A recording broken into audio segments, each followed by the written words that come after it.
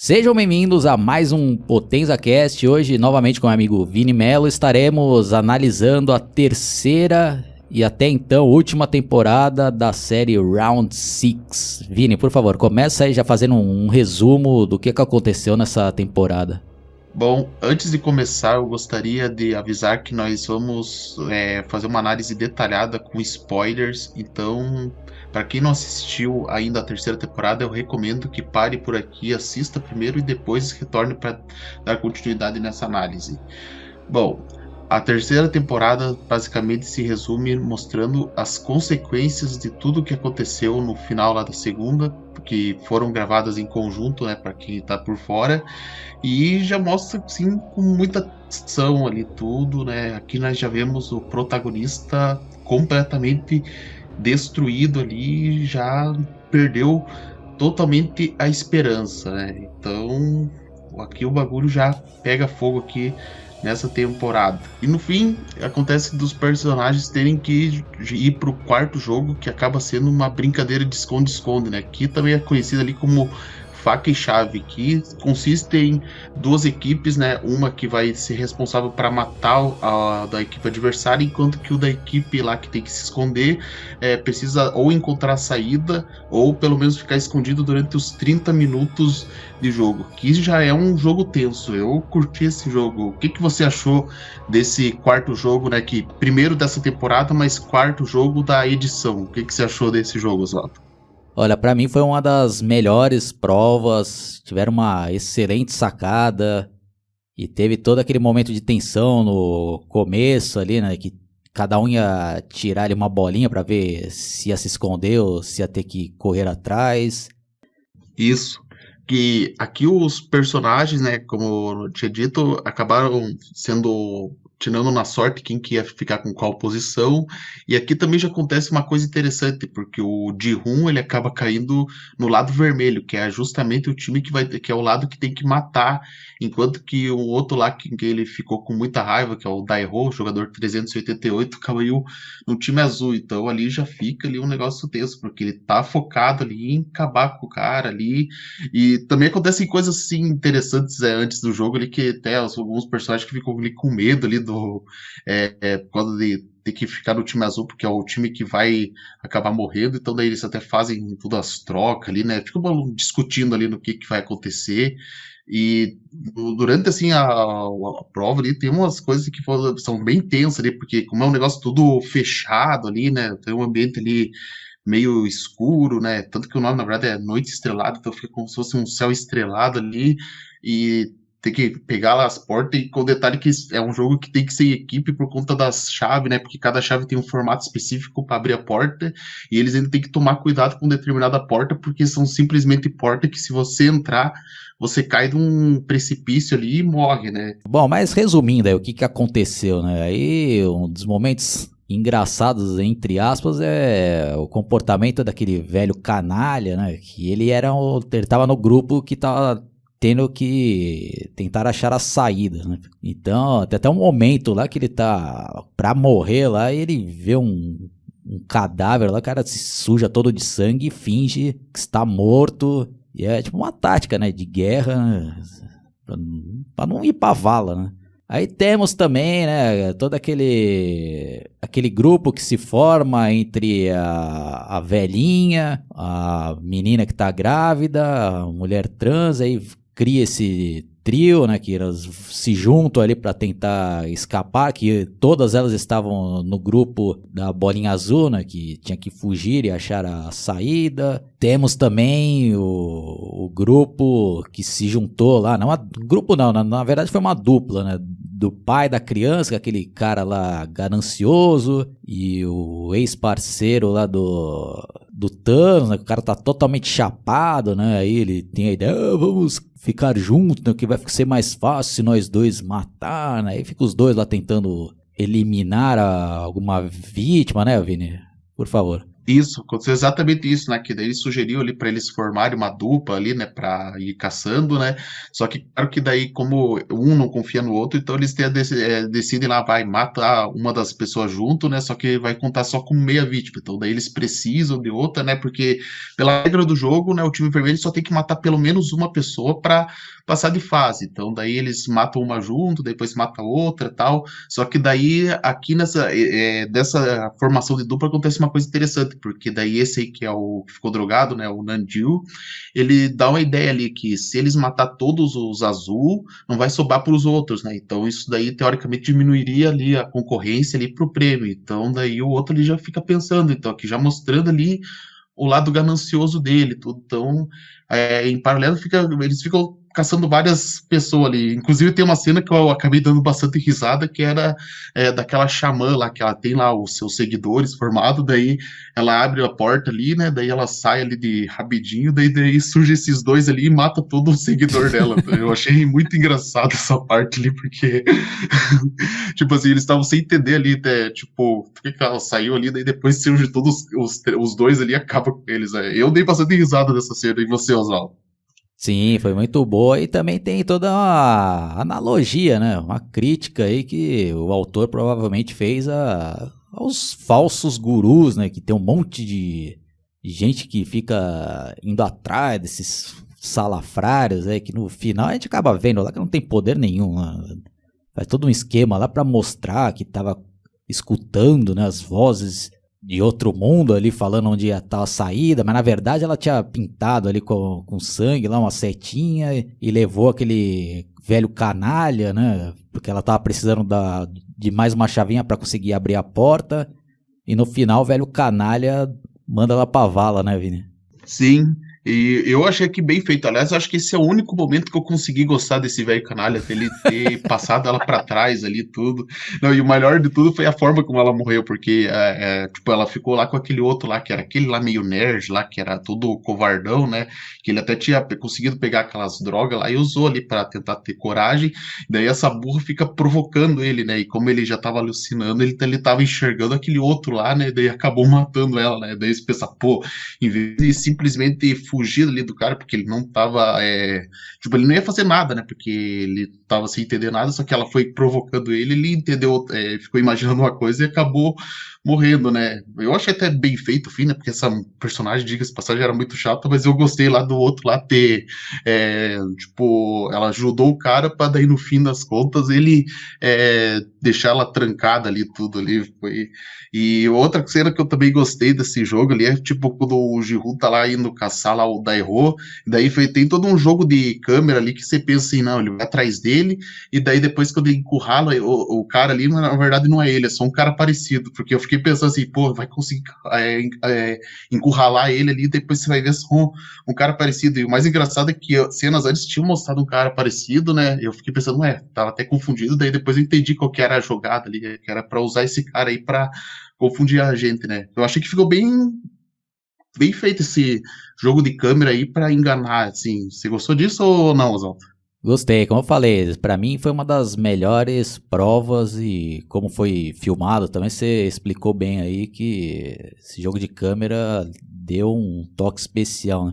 Bom, aí temos também o que aconteceu ali com aquela mãe que tava com filho, aquele filho da puta também, né? Que teve diversas chances de parar o jogo, o cara querendo continuar, né? Aí chegou na hora lá de pegar a bolinha, ele pegou a bolinha azul e ficou se cagando de medo e foi lá pedir pra mãe dele trocar, né? E a mãe dele trocou, só que, né, o cara tomou na traseira mais pra frente é que a gente vai falar, né? Bom, mas aí temos um momento legal, mas triste também, né, Vini? Porque tava sendo uma das personagens mais legais, na minha opinião, que era aquela mulher trans, né? Que para quem não lembra, né, ela era uma ex-fuzileira naval, se não me engano, ou era do exército, né? Então ela tinha todo um preparo também pra lutar, né? Mexer com armas e tal. E isso daí foi muito útil nessa prova, né? Porque por umas 2 vezes ela conseguiu lutar lá com os caras e evitou de matar tanto a velha como a menina, que acabou até torcendo o pé, ela não tava conseguindo quase andar, né,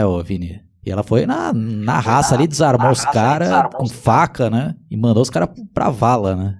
Sim, bem lembrado, nossa, ela foi muito braba aqui nessas cenas aí, lutando, tudo, né? Na verdade, até parando pra pensar, ela teria caído bem no time vermelho, né? É bem verdade que ia ser complicado, porque ela não ia poder se juntar a ela ali, mas pelo menos, né, ia ser até uma certa vantagem estar no time vermelho. Mas ela ali acabava com os caras ali, né? Tipo, teve até uma cena lá que a Jun-Hee, né, que é a grávida, tinha caído, né? Acabou até quebrando o pé, então daí ela conseguiu acabar com o cara que pretendia matar tanto ela ou com a Junja, que é a velhinha lá.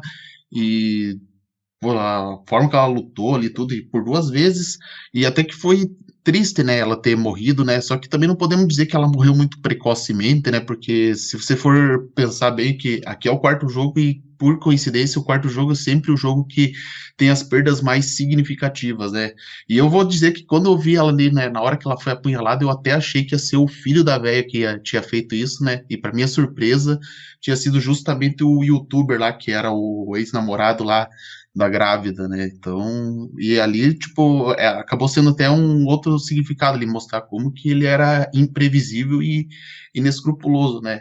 E assim, infelizmente, né, apesar de a gente gostar muito dessa personagem a trans, infelizmente ela também não ia ter muita chance no próximo jogo se sobrevivesse, porque ela acabou justamente tomando uma facada na perna e ela já estava com dificuldade para andar, o que já ia ser uma grande desvantagem pro próximo jogo, né? Porque eu, quando eu tava vendo esse jogo, eu tava assim observando, pô, esses que estão machucando a perna, infelizmente, dificilmente vão passar pro próximo jogo. É, mas foi triste, né?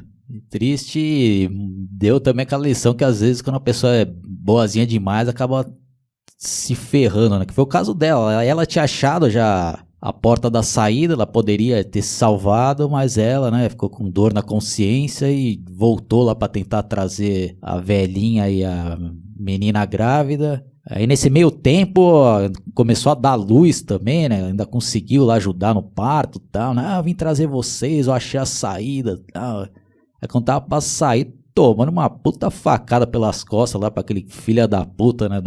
Daquele ex-namorado da mina lá, que é outro crápula também. Felizmente, uma das personagens mais legais acabaram morrendo aí, né, Vini? Pois é, e eu, tipo, é que a gente fica assim com essa sensação de que ela morreu precocemente, né, tudo porque é a terceira temporada, mas foi uma personagem marcante, né, eu até pensei que ela ia ser finalista, né, mas aqui foi a grande surpresa que descobriu que ela acabou não sendo, né, e de certa forma, coitada da Jun-Hee ali, né? Porque, pô, é que ela tinha. É porque ela também tinha pegado a princípio a bola vermelha, que ela ia ser do time vermelho que tinha que matar, e ela acabou trocando com ele porque acabou confiando que ele podia proteger, e pra surpresa dela, ele acabou matando a aliada dela, né? E um detalhe que, na verdade, assim, nem dá pra dizer que ele matou acidentalmente, não. Ele matou ali porque quis, mesmo porque ele queria era se livrar da concorrência ali tudo, né? Então teve esse peso aí tudo aí, né?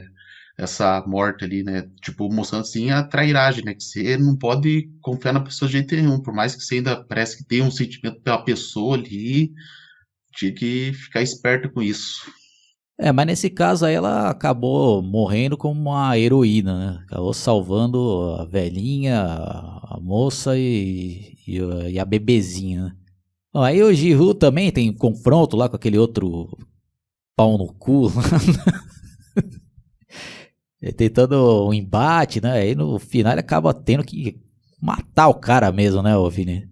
Aí eu até pensei que ia ter uma virada de chave nesse personagem, né, do Jihu. Eu pensei, pô, acho que agora o cara vai aloprar e vai jogar pra foda-se os outros e vai mandar os caras pra vala, né? Como ele mandou esse cara lá que ele tava achando que foi o principal culpado pelo aquele plano que deu errado, né? Que eles ficaram esperando lá ele trazer as balas e o cara no final amarelou lá e durante esse confronto ele assumiu lá que o cara mentiu pra caraca, que na verdade ele não tinha feito exército nenhum, né, Vini?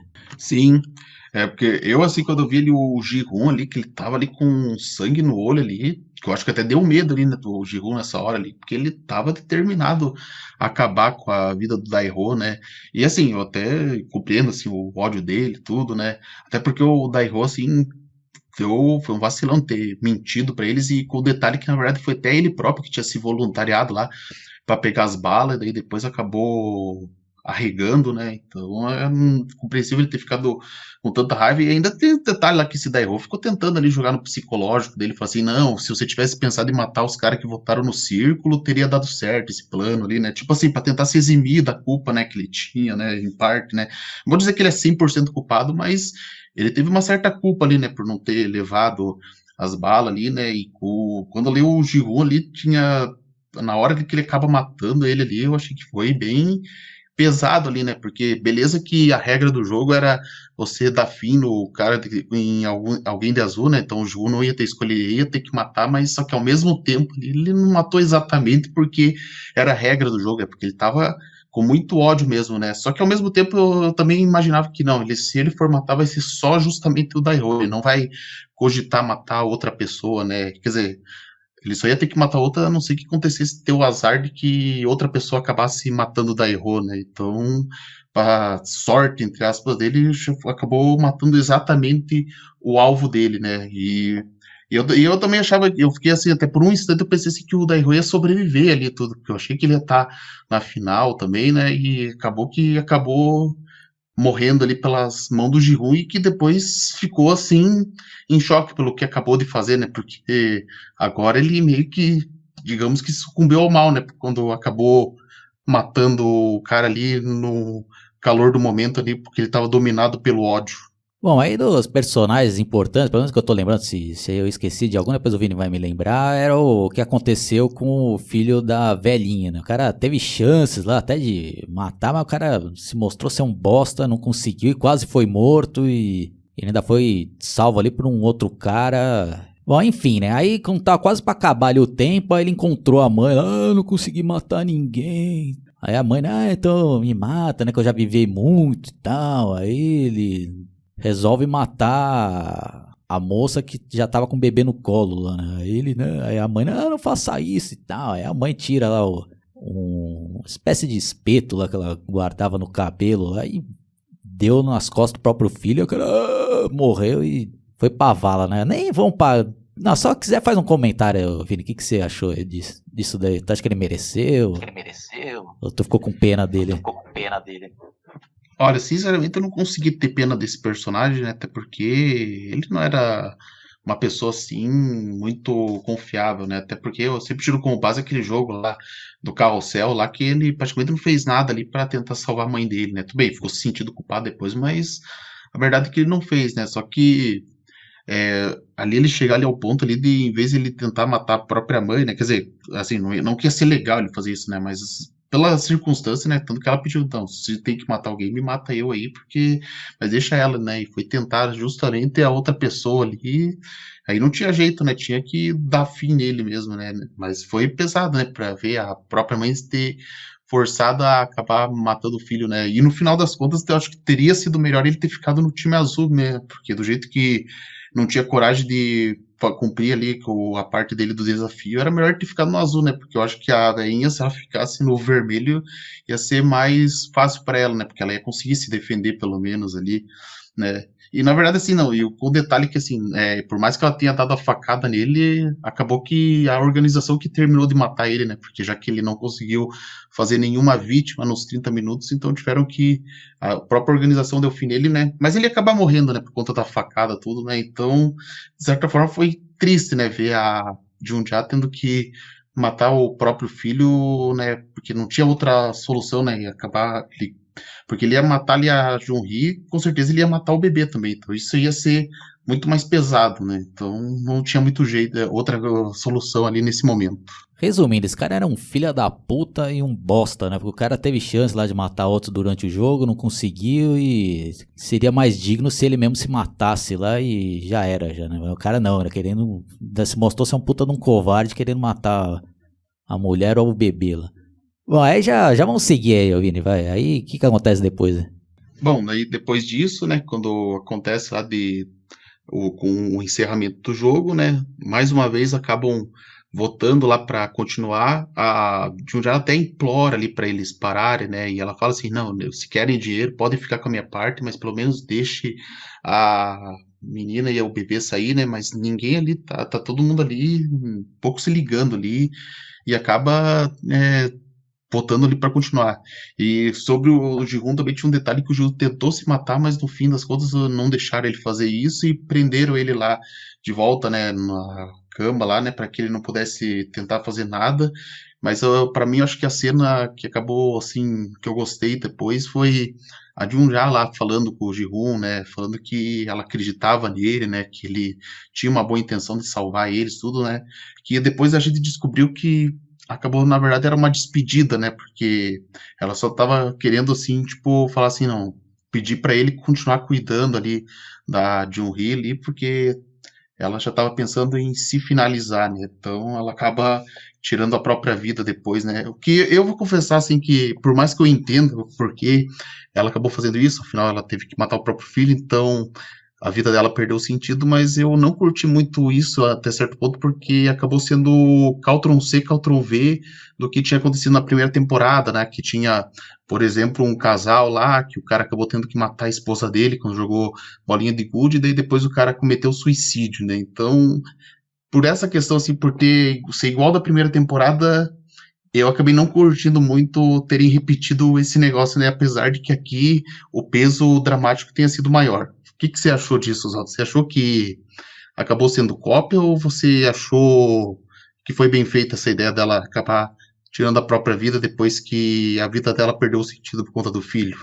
Eu achei uma boa solução aí por parte do roteirista, porque já tem mais uma outra justificativa que de repente ela também ficou se culpando lá da morte também da mulher trans lá, né? Que ficou cuidando dela, que ela tem uma hora que até fala, deixa a gente não quer ser mais um estorvo pra você e tal, né? Enfim, né? Acho que o roteirista preferiu já eliminar, joga essa velha lá. Tô falando com todo respeito aqui, né? Com a velhinha lá e já ficou com uma personagem a menos ali. Bom, aí já vamos já para a próxima prova aqui, né? Que a gente vamos tentar dar uma corrida aqui para não ficar 7 horas, que o que vai interessar mesmo aqui nesse podcast vai ser a nossa opinião sobre o final, né, Vini? Por favor, qual que é a próxima prova? Bom, a próxima prova é de pular corda, que tem até aquela boneca lá do Batatinha Frita 1, 2, 3, né? Ela e um outro boneco lá, que daí eles têm que pular corda numa uma espécie de trilho de trem ali, que é uma área bem estreita, né? Então você tem que pular certinho ali, senão se você cair, você cai no abismo ali e você morre. Com detalhe que ainda tem um obstáculo ali, então, e tem que fazer isso tudo num tempo de 20 minutos. E é aqui que tem aquele detalhe que eu falei anteriormente lá sobre que quem machucou a perna no jogo anterior ia ter uma grande desvantagem, que aqui é o caso da Jun-hee, porque como ela tinha quebrado o pé, ela tá com uma séria dificuldade ali para andar, tudo, então para ela esse jogo vai ser complicado, né? Só que daí o Ji-hoon ali tá tudo ali para ajudar ela, tudo, né? No começo eles pensam assim, né? Tipo, não, vamos só tentar nós dois pular, deixa o bebê, só que daí eles acabam sendo obrigados a passar com o bebê, né? Por conta dos VIP lá que fizeram uma aposta lá que era para incluir a bebê junto ali, né? E aqui vem, eu acho que para mim a cena mais tensa e a cena que eu mais gostei desse jogo, que é o Ji-hoon ali tendo que pular a corda segurando o bebê, que ele faz todo um esquema lá de prender a blusa ali para segurar a criança, e tem umas horas assim que deu uma agonia ali, né, porque você pensa assim, pô, ele vai se desequilibrar, porque ele tá pulando uma área estreita, daí depois ele, tipo, ele não pode estender os braços ali, porque para dar o equilíbrio, então é um negócio assim, bem feito, até tem um momento que fazia a visão em câmera, a visão dele em primeira pessoa ali, daí depois ele consegue ali, ele tipo, acaba sendo aplaudido, né? Principalmente pelos VIP, né? Porque tinha um VIP lá que ficou apostando nele ali. Mas olha, que cena tensa esse momento do Ji-hoon ali pulando com a criança. O que você achou dessa cena, Oswaldo? Você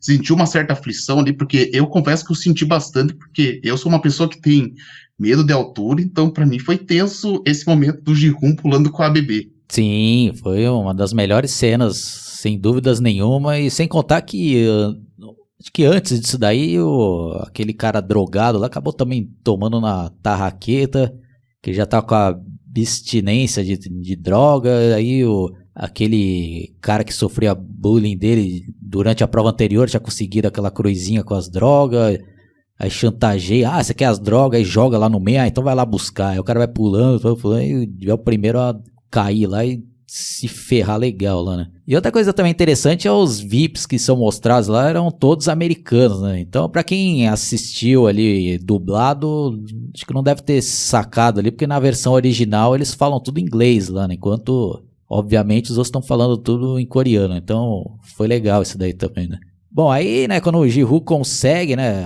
passar, ele planejava deixar a criança lá e voltar pra tentar salvar a mãe, né? Mas aí nesse meio tempo aí todos os outros, a maioria dos outros participantes já foram tentar já ir pulando, né? Até que um consegue, aí tem a brilhante ideia de empurrar os outros caras lá pra já matar, né? Já o mínimo de pessoas possíveis pra próxima fase, né, Vini? Sim, ele tinha, tipo, um dos caras já tinha atravessado, daí ele começa a empurrar, né? Daí que ele fala assim, não, se eu matar todos eles, aí fica só nós dois, a gente volta no X e divide o prêmio no fim, né?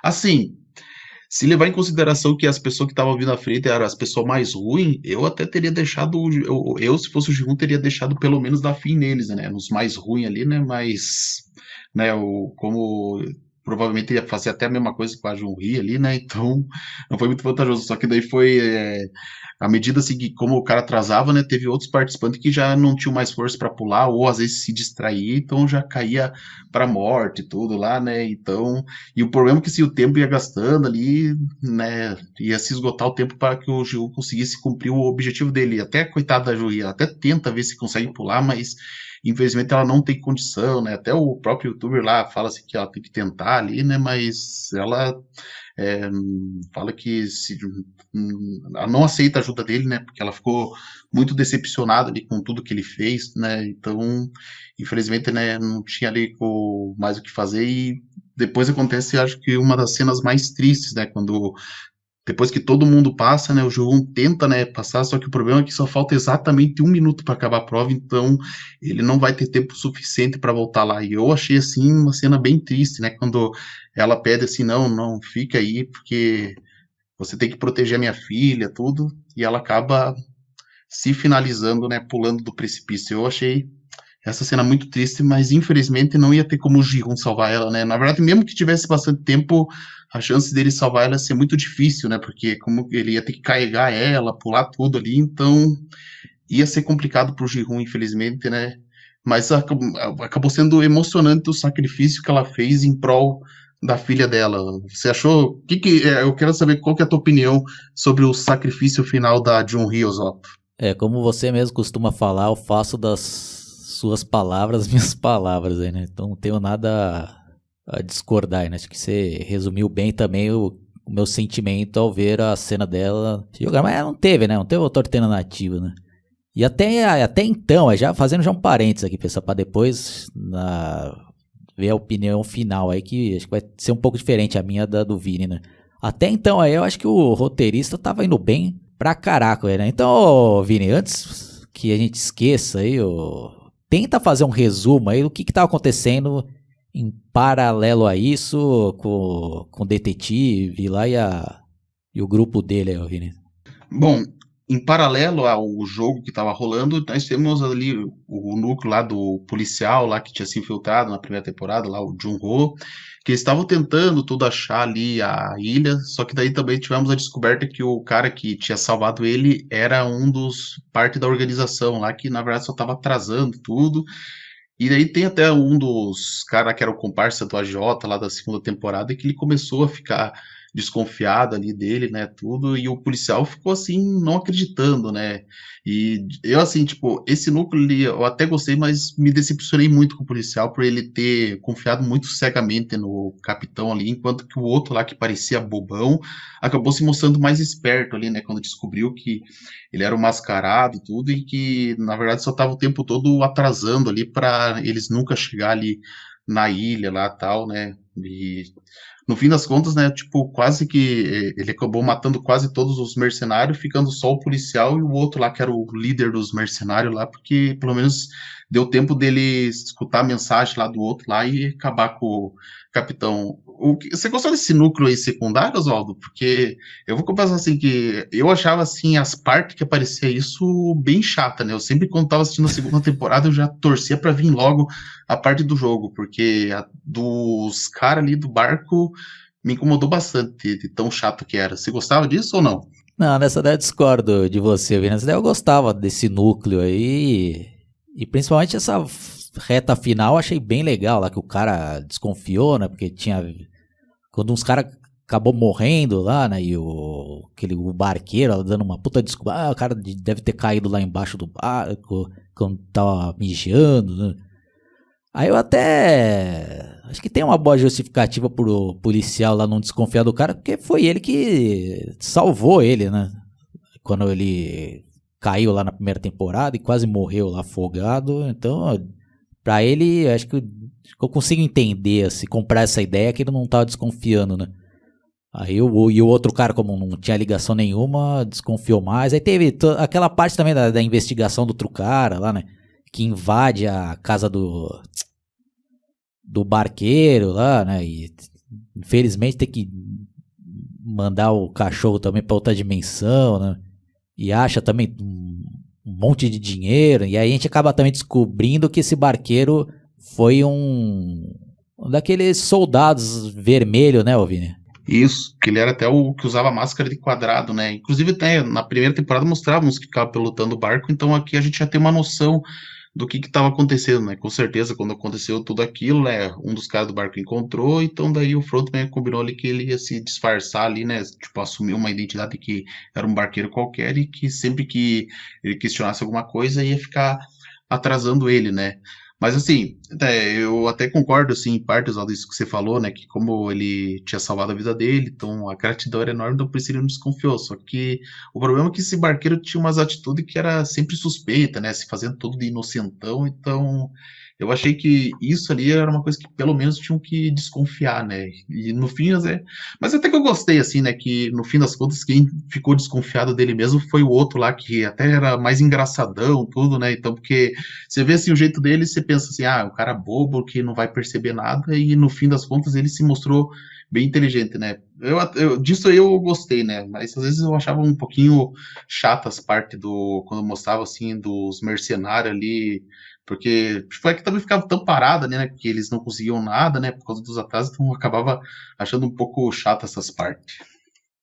Ah, e outra parte também legal aí, que eu esqueci aí de mencionar quando ele invade lá a casa do barqueiro, é que ele acha umas fotos lá dele com o próprio frontman e com aquele outro cara canalha lá que ficava recrutando as pessoas e que matou o chefe dele lá, né? Putz, aí que ele vê lá, putz, esse cara tá envolvido aí, tem toda aquela... Quando eles acabam até sendo preso, né? E ele tenta ligar lá pro ex-policial lá pra avisar, né? Aí tem e também aquela hora lá dos tiroteios também no barco, eu achei bem legal lá, né? Bom, aí no final eles acabam achando onde que era a ilha, né? E vai lá de encontro. Bom, depois a gente vai deixar pra fazer a ligação com o final. Bom, então a gente vai terminando a primeira parte por aqui. A gente vai deixar pra fazer em duas partes essa análise detalhada da terceira e última temporada. Espero que vocês tenham curtido. Deixa aí a opinião de vocês. Não se esqueçam de se inscrever no canal, hypar esse vídeo e quem puder também fazer uma contribuição será bem-vindo, beleza, pessoal? Falou e até a próxima.